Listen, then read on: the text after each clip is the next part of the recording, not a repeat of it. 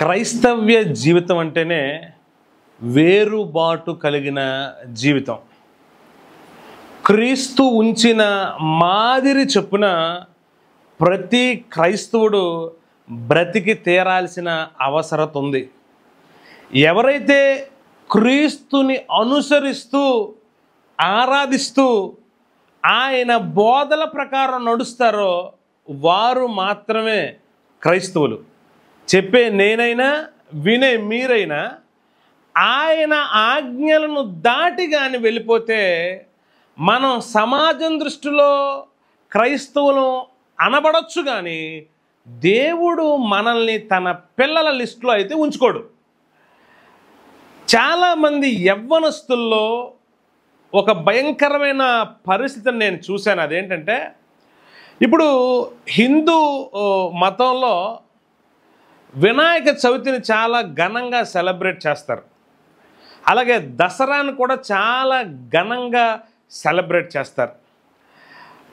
అయితే వారు ఆ సెలబ్రేట్ చేసే క్రమంలో సినిమాలో ఉండే పాటలు వేస్తారు. ఆ నిమజ్జన కార్యక్రమంలో వారికి నచ్చినట్టుగా నాట్యాలు చేస్తారు. వారి వరకు అది కరెక్ట్ అయితే అయ్యి ఉండొచ్చు, నాకు తెలియదు. కానీ ఆ ఏ ఒక్క కార్యక్రమంలోనూ క్రైస్తవుడు అన్నవాడు ఎవ్వరూ పాల్గొనకూడదు.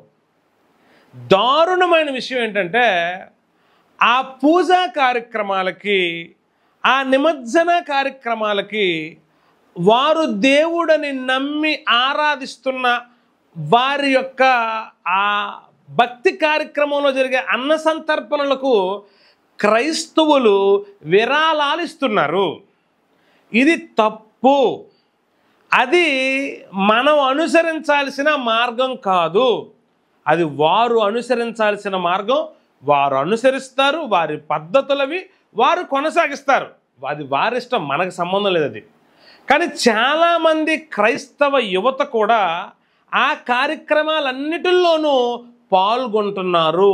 ఇది ముమ్మాటికి తప్పే. అక్కడ జరిగే అల్లరితో కూడిన ఆట పాటలలో నీవు పాలిభాగస్తుడు అవుతున్నావంటే బైబిల్ ప్రకారంగా అది దుర్నీతి. దేవుణ్ణి నమ్ముకున్న నీవు నీతి. బైబిల్ ఇలా సెలవిస్తుంది. దుర్నీతికి నీతికి ఏంటి సంబంధం? ఈరోజు చాలామంది సత్యమందు సంతోషించవలసిన వారై ఉండగా ఆ స్థితిలో లేక సత్యానికి విరుద్ధంగా ఉన్న దాని యందు సంతోషాన్ని కోరుకుంటున్నారు. నిమజ్జన కార్యక్రమంలో చాలామంది క్రైస్తవులు, యవ్వనస్తులు కానివ్వండి, పెద్దవాళ్ళు కానివ్వండి, వారు రౌండ్గా చేరి ఆ నిమజ్జన కార్యక్రమంలో పాటలకు డ్యాన్సులు వేస్తూ ఉంటే ఎంతో ఆసక్తితో చూస్తున్నారు ఆ గుంపులో కలిసి. మరికొద్ది మంది మేడల మీద నిలుచొని చూస్తున్నారు. మరికొద్ది మంది అక్కడ పాటలు వస్తూ ఉంటే ఆ డీజే సౌండ్లను బట్టి శరీరాన్ని ఊపుతున్నారు, కదుపుతున్నారు శరీరాన్ని, దానికి రెస్పాండ్ అవుతున్నారు. దేవుని బిడ్డవైతే నీవు లోకంలో జరిగే ఆయా రకమైనటువంటి ఏ పరిస్థితికి కూడా నువ్వు చలించకూడదు. ఈరోజు నువ్వు ఒక మంచి తీర్మానం తీసుకో. ఆ భక్తికి సంబంధించిన ఏ ఒక్క కార్యక్రమాలలో కూడా నువ్వు పాలిభాగస్తుడిగా ఉండొద్దు, పాలిభాగస్తురాలుగా ఉండొద్దు. ఒకవేళ ఉండాలనుకున్నావా, దయచేసి చర్చికి రావద్దు. దయచేసి చర్చికి రావద్దు. రెండింటినీ మిక్స్ చేయొద్దండి. అయితే వెచ్చగా బ్రతుకు, లేదా చల్లగా బ్రతికాయి. అటు వెచ్చగాను ఇటు చల్లగాను బ్రతికే వ్యక్తిగా ఉంటే, అంటే నులివెచ్చని స్థితి కలిగిన వ్యక్తిగా ఉంటే దేవుడు తన నోట నుండి ఉమ్మి వేయ ఉద్దేశించున్నాడని బైబిల్ లేఖనం సెలవిస్తూ ఉంది. నేను చెప్పే మాట ఏంటంటే, హిందూ సోదరులు వారు ఎంతో గౌరవంగా చేసుకునే పండగల్ని వారు చేసుకోనివ్వండి. దానికి క్రైస్తవునికి ఏ సంబంధం లేదు. నీవు ఆ భక్తికి సంబంధించిన ఏ కార్యక్రమంలోనూ వందుతూ ఉండటానికి వీలు లేదు. మరికొద్ది మంది యవ్వనస్తులు చందాలకి ఆ హిందూ సోదరులు వెళ్తుంటే ఫ్రెండ్సే కదండి అని వాళ్ళతో పాటు కలిసి వెళ్తున్నారు. నేను చూశాను కాబట్టి ఈ విషయాలన్నీ మీతో చెప్తున్నానండి. ఇది ముమ్మాటికి వాక్య విరుద్ధమైన పని. ఎందుకంటే బైబిల్ విగ్రహారాధనను ప్రోత్సహించదు. అక్కడ జరుగుతున్నది అదే. కనుక ఏ క్రైస్తవ సోదరుడు, ఏ క్రైస్తవ సోదరి, ఏ క్రైస్తవ తల్లి, ఏ క్రైస్తవ తండ్రి ఆ స్థలాలకు దయచేసి వెళ్ళొద్దు.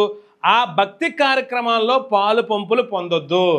సరదా కోసమో ఎంజాయ్ కోసమో నీవు కానీ ఆ చోటికి వెళితే, ఆ చోట నిలుచుంటే అది నీకు శాపముగా మారుతుంది. దేవుడు దాన్ని చూసి సంతోషించడు, నీ మీద కోపపడే పరిస్థితి వస్తుంది. కనుక నా ప్రియ సహోదరుడా సహోదరి, ఇదిగో రాబోతా ఉంది. వారు చేసుకొని ఎంతో ఘనంగా చేసుకొని మనస్ఫూర్తిగా చేసుకునే పండగల వాళ్ళకి వారిని చేసుకోనివ్వండి. దయచేసి ఆ ఏ ఒక్క కార్యక్రమంలోనూ పాలు భాగస్తులు అవ్వద్దు. నాకు తెలిసిన ఒక సహోదరుడు ఉన్నాడండి. ఆ వ్యక్తి విగ్రహారాధన చేయడు, కానీ వినాయక చవితి ప్రతి పండగకి ఆయనే గుడి కడతాడు, పందిరి వేస్తాడు. నువ్వు క్రైస్తవుడివి, ప్రభు బలలో పాలు పంపులు పొందుతున్న వ్యక్తివి, రొట్టె ద్రాక్ష రసాలు తీసుకొని యేసు కోసం చెప్తున్న వ్యక్తివి, నువ్వు అది ఎలా చేయగలుగుతున్నావు? నువ్వు మేలు కీడులను వివేచించలేనంత పశుప్రాయుడుగా ఉన్నావా? ఈరోజు చాలా మంది అండి భక్తిలో ఎంతో సీనియర్ అనుకుంటూనే భక్తి లేని క్రైస్తవ్యాన్ని కలిగి బ్రతుకుతున్నారు. దయచేసి అలాంటి వారుగా ఎవ్వరూ ఉండొద్దండి.